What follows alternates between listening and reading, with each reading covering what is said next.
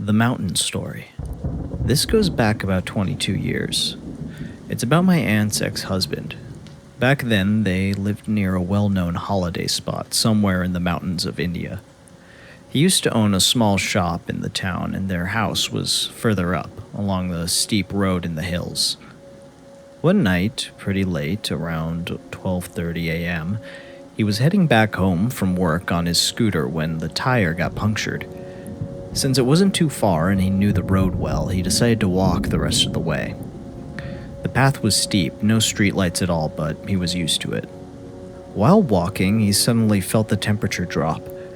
Everything went quiet, and he got this weird sense like something was off. A few minutes later, he hears this soft cycle bell ringing behind him. He turns around to check, and no one's there. Nothing at all. When he turns back, there's this man walking beside him. Someone who looked familiar, but he just couldn't place who it was. Even the voice sounded like someone he knew, but he couldn't figure it out. They kept walking together, and this guy was acting a bit strange, speaking in a low tone, kind of gulping his words. He kept asking for a cigarette again and again. Now, the ex-husband used to smoke, but for some reason he just didn't want to give him one. Something felt off. Then, suddenly, this guy puts his hand on his shoulder like they're walking together as close friends. It felt heavy, but he didn't say anything. They were almost near his house when he heard that cycle bell again. This time, he turned quickly, but again, there was nothing behind. And when he turned back to the front, the guy was gone. Now, here's the creepy part. Even though the man had disappeared, he could still feel that heavy pressure on his shoulder, like someone's hand was still there. Freaked out, he ran the rest of the way home. My grandmother was waiting for him. She said he looked pale and was sweating like crazy. He just went straight to sleep without saying much. The next morning, he got up and went to take a hot shower. But the second hot water touched his back, he yelled out. His shoulder was burning. He looked in the mirror and saw claw marks and scratches all over that shoulder, like something had actually dug into his skin. Now, I've found that locals believe that spirits or negative energies sometimes appear using familiar faces or voices. They try to trick you by asking for things like cigarettes or alcohol, stuff considered vices. If you give it to them, they purposefully drop it and ask you to pick it up. That's when they strike. Either they try to possess you or harm you. Another crazy detail, that place where the man vanished, just a few steps ahead, there's a small temple. Locals believe it's protected by a very strong goddess.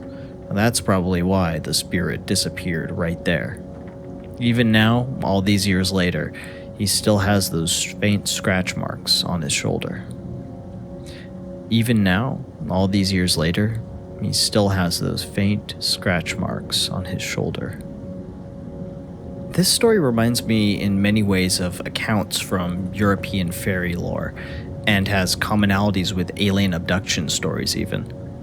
This capability of glamour, entities masquerading as familiar and even related or beloved people, living or dead, asking for things, whether gifts or activities, and to comply means becoming further embroiled in the interaction.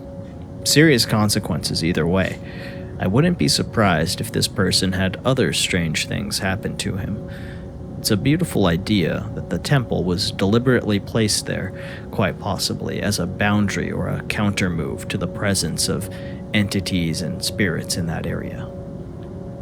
To this day, that entire stretch is really strange. I'm turning 22, and whenever I visit my aunt there, I don't travel alone. The lore of that place is just too weird. Mountain curve accidents, but one thing's for sure, the place is too negative. My grandmother had 7 chicklings, and all of them died at once, one night. Her dog was found dead right opposite the house. It's just too strange. Where exactly is this? It's called Madikeri, Coorg, India. One time we decided to travel to the tail of the dragon between Tennessee and North Carolina. We went at like 6 a.m. to avoid any other cars on the road. We stopped by a lake and just sat at this huge boulder. It was the crack of dawn and it was so eerily quiet. There was this huge mountainside behind us, and then we heard this noise that I can't quite describe. It was loud and rumbly like machinery, but it wasn't something man-made. It literally made my spine tingle. We ran back to the car and continued on. Could have had a perfectly logical explanation, but the feeling of uneasiness lingers there. Sounds like the Great Sorting Wheel. I've lived in the country in the southeast off and on most of my life. Hiked in the Appalachian a fair amount.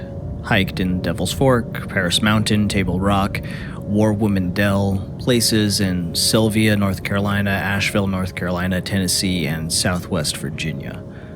One of the places we went every fall when I was a kid was a small town near the foothills of Appalachia called Dillard, Georgia. Never experienced anything paranormal in any place other than Sylvia, North Carolina, on the Tennessee border. We stayed at a place called the Lazy Bear Lodge for my wife and I's 5th wedding anniversary. It was literally so high up the side of the mountain, when you went out on the deck, the clouds were below you and the birds were flying all over the place. Super pretty and a cool place during the day. Only thing that didn't set right with me was the basement. It was completely furnished, had a pool table, the works, was a very nice basement, but the door was unlocked when we got there. We couldn't get it to lock, and the door from the basement into the cabin wouldn't lock either. So, I'm already on high alert from that. Once nighttime hit, it was really nice. Had a hot tub and a grill. We had a great night and went to sleep. Woke up in the loft and looked over the railing, and the best way I can describe it would be dancing lights. There wasn't a light on in the house, but it was lit up like a Christmas tree. The lights moved around and I guess woke my wife up because she sat up and saw them too. My wife called them fairy lights, but there has to have been between 10 to 13 of them. I didn't sleep for the rest of the night, but by sunrise they were all gone. Thinking about that basement now still makes the hairs on my neck stand up. There was something off about it. That being said, I've seen unexplainable shit in the desert in California and Arizona that blows Sylvia, North Carolina out of the water. Appalachia is old, but so is Death Valley and the Grand Canyon. I'm intrigued. What did you see in the California desert? Well, there's some ghost towns in Death Valley State Park you can check out to start. The sailing stones on the salt flats are another weird anomaly out there. Death Valley Junction is supposedly haunted. We had a coyote follow us for almost 3 miles around the park. Biggest one I've ever seen. It looked like it was studying us. There were 5 of us together as a group, so I don't think it would have tried anything. But the feeling of knowing you're being stalked is always spooky. If you can ever visit Death Valley, the Trona, probably misspelling that, pinnacles look like some shit from Mars. Salton City is terrifying because of the radiation possibilities. Very hills have eyes kind of place. Weirdest shit I saw in California, though, could have just been due to dehydration and lack of sleep. But near Salton City is the Salton Sea, and it's a saline lake. Definitely saw a coyote there drink out of it like it was nothing. Between the heavy metals and the salinity and the toxic dust/lake brine, I can't think of anything worse for you to drink. Not too familiar with coyote biology, but that was a kind of moment. California wasn't as bad as Arizona. I'll never go out into the desert in Arizona unarmed. Too many tweakers, cartel, and the closer to Mesa or the res you get, the weirder the wildlife and the more spiritual the people get. Also, orbs in the desert. Something weird about being that close to a ley line. Magnets start acting weird, water flushes the wrong direction, people act irrational. It's just hard to explain. I live in the middle of Southwest Virginia on top of a mountain. Can't even see our closest neighbors, so it's great.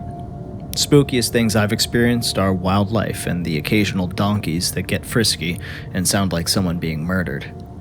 Sometimes I'll hear a bobcat or some deer that are pissed off. Most nights I sit in my hot tub that's about 100 yards away from the house and nestled in the woodline. I occasionally see lights that move around, fade in and out, etc. Not sure what they are, but they do bring a feeling of peace and are not spooky at all.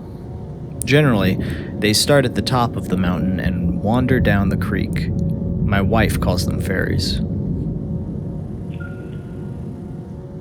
Superstition is a hallmark of Appalachian culture. Grew up in the Ohio River Valley, Indian lore is a very big aspect of our family's heritage. Terrible things happened during the American Indian War, resulting in devastating consequences for the tribes that previously inhabited that area. From this, we developed a healthy dose of superstition and paranoia about Indian spirits. That, and the fact that the settlers had a voracious appetite for whiskey and moonshine. The top two stories that come to mind are from a traveling doctor named Doc Schilling in his books Tales of Yellow Creek and Yellow Creek Stories. There's the story of Standing Rock and the story of the Indian princess that hung herself because she was forbidden to marry a white man. In that area, at least in my family, we full-on believe that there are Indian spirits in the woods. My only encounter happened in broad daylight while fishing with a friend. We were posted up on an old dirt road that goes along Yellow Creek. There's an outhouse at that spot that's clad in tin roofing panels. As we were getting ready to leave, something struck the outhouse and made a very loud bang. This is deep in the woods, and I'm 100% certain there was no one else in the area. So we hopped in the car and got out of there quick. Another story I have is this. There's an old cemetery that my parents would take my sister and I to when we were children. It's a tradition in our family to take care of gravestones, and kind of a carryover from the days when cemeteries were meeting places, before the concept of city parks came about. At this particular cemetery, there's a small headstone for a child named Little Willie. We always make a point to go see it since it had a carving of a little lamb on top. This is a very old county cemetery on a hill where the horse-drawn cart path can still be seen. Later in my life, I took one of my girlfriends to see Little Willie. It was a beautiful spring day. As we walked through, the ground was still very soft and our feet kept sinking into it. Nothing too notable, as we just figured the ground was simply saturated by the rains, so we sat down to have a picnic next to Little Willie's grave. As we did, a fog crept in very low to the ground. Right after that happened, a fawn crept from the woods and just stared at us, only about 15 to 20 yards away. We froze and tried not to scare it, but to our surprise, it stayed there with us until we left. I figured it must have been the spirit of Little Willie. Around 10 years ago, my pals and I were hiking in the Appalachian foothills of southern Pennsylvania. We lost track of time and found ourselves in a dark, spooky forest. We all heard something moving ahead on the trail, out of our sight, followed by a loud thud. I thought it was a bear, but we hear it run away, then breaking of tree limbs as it climbed, and then flapping of large wings flying away from the top of the tree. We were all scratching our heads, pointing our single flashlight up in the tree to investigate. We couldn't see anything, just large holes in the overhead tree cover from the broken branches. I personally feel like it wasn't paranormal, just a wacky chain of events, but my pals to this day think it was something unnatural. It was thrilling nonetheless. So I've grown up in the mountains of East Tennessee all my life. Grew up in the woods and hollers. My dad owned 90 plus acres of land that was more or less just wilderness. He had cows in it, but the ground was as it was when settlers came to the area. Many times you'd just miss seeing something in the woods. My dad had trail cams up all over, and I know for a fact a family of black bear and a pack of coyotes go through the area. And there are things that don't film right on trail cams, where it looks like a deer, but not quite right, like the pictures get distorted and it looks like it's on 2 feet. And some personal experiences: if you're in the woods at night, you're never alone. You can hear others around, even though you can't see them, except for maybe a stray light. But you can hear people talking and moving around you. Some of that's echo reflections from yourself, which can trip you up. If the hills are just right, you can hear yourself on a 30-second delay with different pitch. That accounts for some of it, but it doesn't account for most of the noises you hear at night. Raised here, deep in valleys with the first house built in the areas, outhouses, water from creeks. We picked polk from the sides of mountains for dinner, hunted deer and bear for food. I remember in the 1970s, federal folks refusing to go into areas for the census and just asking locals for the numbers. I saw what was not a bear. It was not only walking on two legs, but it pulled a huge Georgia pine out from the ground and planted it upside down. Then it jumped off a 20-foot cliff/bank and walked to a waterhole. Later, I wanted to go look for gems at an old sacred area to the Cherokee. A special forces buddy of mine was there. I felt braver because I wasn't alone. Twice we had pebbles fly from an area with no one visible for hundreds of yards. He woke me around 2 a.m. one night to lights in the treetops. We got pictures of those. We tried to figure out and debunk it. Now, I live up on a mountain. My son and I both saw the biggest black dog thing I've ever seen. It just sat under the edge of a rhododendron watching us. I've hunted for food my entire life. I've never seen anything like that. We carried pistols for months during the day when we went into the yard after that.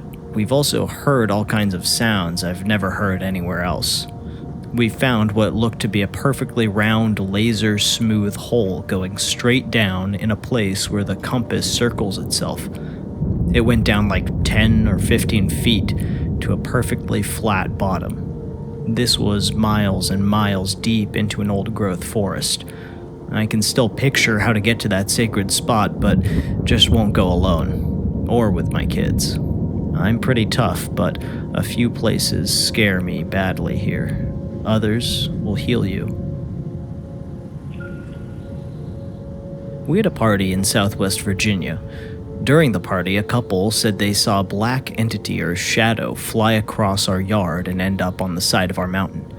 No one else saw it, but those two were genuinely terrified. Weird stuff, but I didn't manage to see it, so I can't confirm. I did see something in West Virginia while visiting friends. I was walking to the neighbor's house at around 1 a.m. when I saw a grayish creature with yellow eyes standing at the edge of the forest on my path. It gave me a bad feeling because it stood still like it didn't want to be seen. I walked backwards all the way back. I'm sensitive to good and negative energies and entities. The most evil entity I've ever sensed was when I was walking on a road with woods on either side in West Virginia. I heard a sound that was unidentifiable, while at the same time being bombarded with a severe sense of dread and knowing it was unnatural and evil. I normally don't get scared, even with black shadow figures, but this terrified me because the energy was pure evil. Could you elaborate? I can relate to having an increased sensitivity to energies. I'm not really sure how to describe it, but it was such an overwhelming feeling of certainty that if I saw the thing that I'd heard, I would either die or be traumatized. The sound was like nothing I'd ever heard before, so I chose flight and ran back to my daughter's house. I've never run from anything, entity or otherwise. It was in the country outside of Lost Creek in West Virginia. I lived in the middle of nowhere in West Virginia as a kid. Like, you had to drive 20 minutes to get to our local post office. There was just that post office, a gas station, and a community building. Nothing else. Not really a town. We lived off these rural gravel roads that wind into the hollers. It was absolutely gorgeous in spring. Looked like Fern Gully if you've ever seen that movie. And our well water was the best. Most of the time, nothing strange happened. You more or less have to worry about running into hunters or mountain lions. Only about twice did anything happen in the woods to me and my friends. Granted, we weren't outside at night all that much. Okay, didn't even say what happened. I live in the Allegheny region of Appalachia. During the summer of my junior year of high school, I would bike from town up to a village we used to live in. I would take the trail where railroad tracks would be. In the middle of the day, I would bike ride a few miles, but I would always get the sense that someone was following me. I would constantly look over my shoulder. The nighttime here freaks me out a bit. I go to work early in the morning. I would bolt from the door to my car. We hear what sounds like a tornado of chihuahuas to me, and sounds like growling, singing, whistling to my roommate. This has followed us to 3 different addresses. I've also heard things in the woods, animals that sound like nothing we have ever heard around here. It's always just inside the tree line. My mom lived about 20 minutes from the Appalachian Trail, and I followed when I was 18 years old, and I've experienced several different bizarre events. Quick recap, but I can go into more detail on a few if you'd like. 1. A weird feeling after hiking the Appalachian Trail nearby. I had hiked that spot many times before, but this day was different. My dog vanished from my sight almost immediately. The wind kicked up, then everything went quiet, and the most distinct, ominous feeling of the woods telling me to get out. As soon as my dog reappeared, I literally turned around and ran back to the car. We had barely gotten started at that point. 2. I call it seeing a chupacabra, because we saw this weird creature one night, and I still don't know what it was. Every time I try to explain it to someone, they try to write me off, but that's just because they didn't see it for themselves. A friend was with me, and both of us were looking at it as it ran towards us in the dark. Then it veered off and ran to the barn to our left when it got about 8 feet in front of our headlights. So, we got a good look at it. I still don't know what it was. If it had been myself, I would think I had some sort of hallucination, even though I don't actually have those. That would be the only explanation for how weird this thing was, and I didn't find out what a chupacabra was like for at least 15 more years. 3. Seeing a demon driving on the freeway in a car next to me. I don't even know how to explain this, but that's what it looked like. This fucked up being with a nightmarish face was driving in the vehicle next to me on the freeway. That car had been fucking with me for several miles, falling back, roaring up behind me and tailing me until it finally came up next to me and stayed there until I looked over at it. And finally, another bizarre creature sighting that looked kind of like a turkey with its head cut off, wrapped in a trash bag, dancing by the side of the road. P.S. I don't really believe in creatures, so it's really weird that I would see these bizarre things. I have no explanation for them, and our house is haunted, which comes with its own stories and involves other people who have had their experiences through the years. Okay, sounds like you do believe in the creatures because you saw them. Do mosquitoes count as negative entities? This was Dante Calvino. Let me know what you thought of the format for these stories, or if you have one of your own to tell. If you enjoyed this video, subscribe for more mystery every week.